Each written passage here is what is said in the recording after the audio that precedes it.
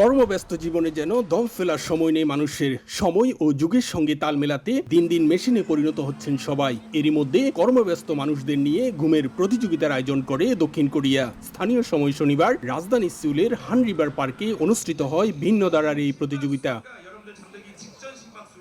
দেশটিতে কর্মমুখী মানুষদের বিশ্রাম নেওয়ার অভ্যাস অনেকটাই কম। শারীরিক ও মানসিকভাবে সুস্থ থাকতে ঘুমের প্রয়োজনীয়তা বোঝাতে এই ব্যতিক্রমী আয়োজন বলে জানান আয়োজকরা। তবে শান্তিতে ঘুমোতে দেওয়া হয়নি প্রতিযোগীদের। সুরসুরি ফিসফিসের শব্দ সহ ছিল নানা প্রতিবন্ধকতা। তবে কার ঘুম কত ভালো হয়েছে তা নির্ধারণ করা হয়েছে হার্ট রেটের পার্থক্য পরিমাপের মাধ্যমে। সাধারণত আমরা সপ্তাহ জুড়ে রাত জেগে কাজ করি, এ কারণে আমরা ঠিকমতো ঘুমোতে পারি না। তাই আমরা শুধু বন্ধের দিন ঘুমাতে পারি। এরপর আমরা শুনতে পাই একটা প্রতিযোগিতা হচ্ছে যেখানে আমরা বাইরে এসে ঘুমাতে পারবো। সবথেকে কম সময় ঘুমের জন্য অন্যান্য সব দেশের মধ্যে দক্ষিণ কোরিয়া অন্যতম।